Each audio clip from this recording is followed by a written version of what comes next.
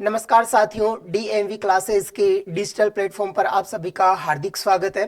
चलिए साथियों, आज अपन बात करेंगे पशुओं के चयन के बारे में कि पशुओं का जो चयन है वो किस प्रकार से किया जाता है। ठीक है, तो आज अपन पढ़ेंगे पशुपालन का पशु परिचय के लिए दूसरा टॉपिक। आज अपन पढ़ेंगे पशुओं का चयन, किस तरीके से जो पशु है उनका अपन को चयन करना चाहिए।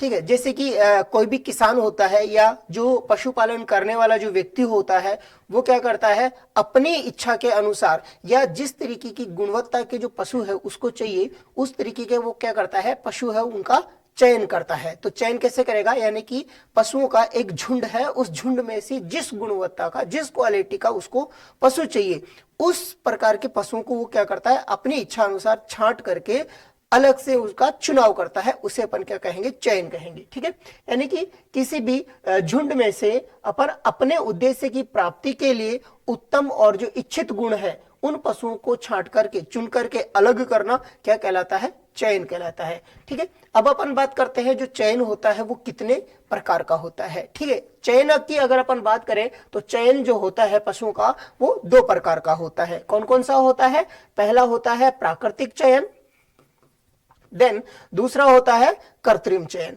ठीक है, तो प्राकृतिक चयन और कृत्रिम चयन, इस प्रकार से ये दो प्रकार का पशुओं का जो चयन है वो होता है। ठीक है, तो प्राकृतिक चयन किसे कहते हैं, प्राकृतिक का मतलब हो गया जिस चयन को प्रकृति स्वयं करती है उसे अपन प्राकृतिक या नेचुरल प्रकृति के द्वारा ही जो चयन होगा उसे अपन कहेंगे प्राकृतिक चयन। और जो कृत्रिम चयन की अगर अपन बात करें तो कृत्रिम चयन अपन कहेंगे किसको, यानी कि मनुष्य के द्वारा जो चयन किया जा रहा है पशुओं का उसे अपन कहते हैं कृत्रिम चयन। ठीक है, यानी कि प्राकृतिक चयन जो होता है वो किसके द्वारा होता है, वो प्रकृति के आधार पर होता है, प्रकृति खुद करती है। यानी कि जो ताकतवर होगा या सर्वाइव करने योग्य जो पशु होगा, या अपन यहाँ पशु के संदर्भ में बात कर रहे हैं तो अपन पशु का जिक्र करते हैं कि जो पशु होगा प्रकृति में सर्वाइव करने योग्य होगा वो क्या करेगा, अपने आप को चयन कर लेगा या प्रकृति स्वयं ही उसका चयन कर लेगी। तो यानी कि जो कमजोर होगा उसको जो ताकतवर होगा वो खत्म कर देगा, यानी कि जो सर्वाइव करने योग्य होगा, सर्वाइव के लिए जो फिट होगा वही क्या करेगा, उसका ही चयन है वो हो जाएगा। तो जो प्राकृतिक चयन है वो किस सिद्धांत पर काम करता है, सर्वाइवल ऑफ द फिटेस्ट का जो सिद्धांत होता है उस सिद्धांत पर है प्राकृतिक चयन है वो आधारित होता है। नेक्स्ट अपन बात करते हैं कृत्रिम चयन की। तो कृत्रिम चयन जो होता है इसमें क्या करते हैं, इसके अंदर पशु के बारे में जो सूचना उपलब्ध होती है उसके आधार पर अपन क्या करते हैं, पशु का चयन है वो कर लेते हैं। यानी कि जैसे कोई पशु है तो वो कि ये 5 लीटर दूध देने वाली भैंस है, ये 10 लीटर दूध देने वाली है, या किसी भेड़ के अंदर 2 किलो ऊन प्राप्त होती है वर्ष में, किसी के द्वारा 1.5 होती है। तो जिसका 2 किलो ऊन उत्पादन है वो ज्यादा गुणवत्ता की अपन को लग रही है तो अपन उसका चयन कर लेते हैं। यानी कि जो सूचना उसके बारे में उपलब्ध है उसके द्वारा अपन क्या करते हैं, उसका चयन है वो कर लेते हैं। ठीक है, नेक्स्ट अपन बात करते हैं जो कृत्रिम जो चयन होता है वो लगभग 5 प्रकार का होता है। कितने प्रकार का होता है, 5 प्रकार का होता है। यानी कि पशुओं के अंदर जो अपन कृत्रिम चयन करते हैं उसकी जो विधियां है वो कितनी होती है, वो होती है 5। ठीक है, तो 5 में जो सर्वप्रथम अपन बात करेंगे इंडिविजुअल मेथड की। इंडिविजुअल मेथड को अपन कहेंगे व्यक्तिगत या वैयक्तिक चयन विधि अपन कहेंगे। तो इसके अंदर अपन क्या करते हैं, इस विधि को अपन पशु दृश्य चयन या फिनोटाइप, फिनोटाइप यानी कि बाहर से वो किस प्रकार का दिख रहा है उसके आधार पर अपन जो है पशु का जो चयन है वो कर लेते हैं। ठीक है, इस विधि में अपन क्या करते हैं, जो पशु होता है उसके मात्रात्मक और जो गुणात्मक जो लक्षण होते हैं उन लक्षणों के आधार पर ही अपन पशु का है वो चयन करते हैं। और इसको अपन क्या कहते हैं, इसको अपन मास सिलेक्शन भी कहते हैं, अर्थात समूह चयन भी कहा जाता है।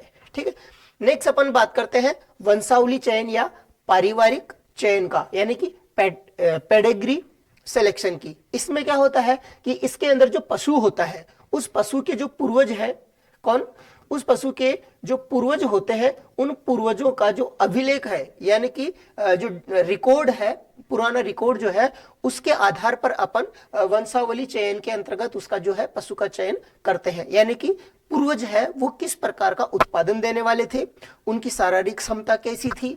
जैसे अपन गाय भैंस की बात करें तो जो उसके जो पूर्वज थे, दादा पिता नाना नानी, उनकी क्षमता अगर अधिक उत्पादन देने वाली थी तो उससे उत्पन्न होने वाली जो संतान है वो भी क्या होगी, वो भी अच्छी गुणवत्ता की होगी। तो इसके अंदर अपन क्या करते हैं, पिछली जो पीढ़ियां होती है वो कितनी पीढ़ियों का अपन इसमें चयन करते हैं, यानी कि 3 पीढ़ी का रिकॉर्ड अपन देखते हैं और 3 पीढ़ियों का रिकॉर्ड देख करके अपन क्या कर लेते हैं, पशु का चयन कर लेते हैं। और इस विधि का सबसे ज्यादा बड़ा फायदा है वो क्या है कि इस विधि के द्वारा अपन जो छोटी उम्र के जो पशु होते हैं उनका चयन भी अपन कर सकते हैं। क्यों? क्योंकि जो उसके जो पूर्वज थे उन पूर्वजों का अपन रिकॉर्ड देखते हैं और कितनी पीढ़ी तक के देखते हैं, 3 पीढ़ी तक के पूर्वज जो होते हैं उनका अपन रिकॉर्ड देखते हैं और उनके रिकॉर्ड के आधार पर ही अपन क्या कर लेते हैं, उनका चयन कर सकते हैं। नेक्स्ट अपन बात करते हैं प्रदर्शन व्रत चयन की। ठीक है, प्रदर्शन व्रत चयन में अपन क्या करते हैं, इसको अपन शो रिंग सिलेक्शन भी अपन कहते हैं। और इसके अंदर अपन क्या करते हैं कि इस विधि के अंदर जो प्रदर्शनियां लगती है या जो मेले लगते हैं उनके अंदर अपन एक रिंग होता है, उस रिंग के अंदर पशु को घुमाया जाता है और उसके अंदर जो विजेता जो पशु होता है वहां पर उसका चयन है वो अपन एक उपयुक्त पशु के रूप में कर लेते हैं।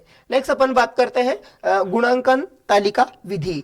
गुणांकन तालिका विधि है ये पशु का चयन करने की सबसे अच्छी विधि है, सर्वोत्तम विधि इस विधि को माना जाता है। और इस विधि में अपन क्या करते हैं, इस विधि में जो पशु होता है उसके विभिन्न अंगों के लिए अलग अलग अंक है वो निर्धारित किए गए हैं और उन अंकों के आधार पर ही अपन क्या करते हैं, जो पशु होता है उसका चयन है करते हैं। ठीक है, तो वो किस तरीके से अपन करते हैं देखिएगा।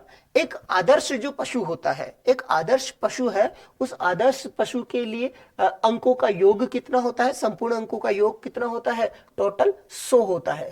ठीक है, यानी कि टोटल है वो 100 होता है। और इस 100 में से कितने अंक आए, जैसे कि 75 आता है तो इसको अपन उत्तम पशु अपन कहेंगे, यानी कि उत्तम गुणवत्ता का जो है पशु है वो माना जाएगा। ठीक है, यानी कि एक आदर्श गाय की अगर अपन बात करें तो एक आदर्श गाय क्या है, यानी कि 100 में से न्यूनतम अगर 50 अंक वो प्राप्त करती है, ठीक है, तो उसे अपन कहेंगे एक आदर्श गाय। ठीक है,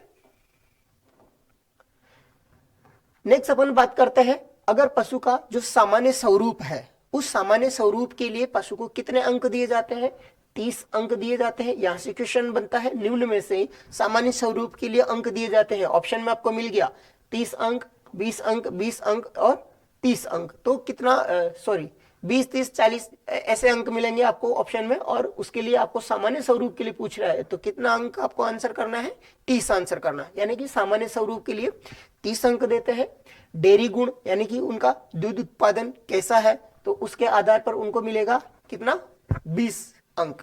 इसके अलावा दुग्धांग जो है वो कैसे हैं, अयन सुविकसित है नहीं है, थन कैसे हैं, अरे उनके आधार पर है उसको 30 अंक दिए जाते हैं। और शरीर की जो क्षमता होती है उसके आधार पर भी उसको 20 अंक मिलते हैं। ठीक है, और फिर इन अंकों का टोटल योग लगाया जाता है और उस योग में यदि उसको 75 अंक प्राप्त होते हैं तो उस पशु को अपन क्या कहेंगे, उस पशु को अपन उत्तम गुणवत्ता का पशु कहेंगे। ठीक है, यानी कि इसके आधार पर अपन देखते हैं जो पशु है उसको कई श्रेणी में है विभाजित किया गया है। ठीक है, कौन कौन सी है, यदि पशु को 0 से लेकर के 50 अंक आता है तो उसको अपन सामान्य श्रेणी का पशु कहेंगे।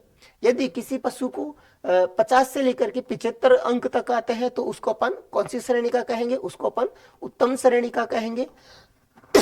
सॉरी, ठीक है, इसके अलावा 75 से लेकर के यदि 100 अंक तक आते हैं तो उसको अपन कहेंगे कौन सा, सर्वोत्तम श्रेणी का पशु। कौन सी श्रेणी का, सर्वोत्तम श्रेणी का पशु है वो माना जाएगा। ठीक है, नेक्स्ट आता है संतति परीक्षण। देखो संतति जो परीक्षण अपन करते हैं ये किसके लिए करते हैं, संतति परीक्षण को ही अपन आनुवंशिकी चयन या फिर जीनोटाइप चयन भी इसको कहते हैं। यानी कि जीनोटाइप, इस विधि को जीनोटाइप वर्ण भी कहते हैं। और इस विधि के अंदर अपन क्या करते हैं, या तो नर पशु या फिर जो सांड होता है उसका चयन करने के लिए ही अपन इस विधि का उपयोग करते हैं। और इस विधि का उपयोग करने के लिए अपन को कम से कम 5 बच्चियों की आवश्यकता होती है। इसलिए जब तक 5 बच्चे होगी तब तक क्या हो जाएगा, पशु की उम्र ज्यादा हो जाती है, समय अधिक लगता है, उन पर खर्चा बहुत ज्यादा हो जाता है, तो इसलिए ये ज्यादा उपयुक्त नहीं है। ठीक है, देखिएगा संतति के उत्पादन के आधार पर सांड की श्रेष्ठता का आकलन अंकों के रूप में करते हैं, जिसे अपन क्या कहते हैं, सांड सूचकांक कहते हैं।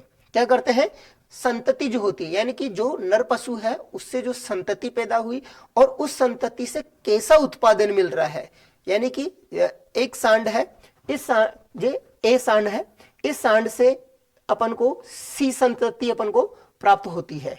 ठीक है, अब ये सी संतति है, इस संतति से उत्पादन कैसा है, ठीक है, इसका उत्पादन कैसा है, यदि इसका उत्पादन ज्यादा होगा तो जो ये सांड है इसकी गुणवत्ता क्या होगी, अधिक होगी, यानी कि इसकी गुणवत्ता के आधार पर ही सांड, इसके जैसे दूध उत्पादन ज्यादा हो रहा है तो उसके आधार पर इसकी शरीर क्षमता कैसी है, ठीक है, इसके डेयरी गुण कैसे हैं, इसका सामान्य स्वरूप कैसा है, ये सारे अंक इसको जब दिए जाएंगे और इसको यदि पिछेतर अंक मिलते हैं, ये उत्तम श्रेणी का आता है, तो जो सांड है वो भी क्या होगा, अच्छी श्रेणी का होगा।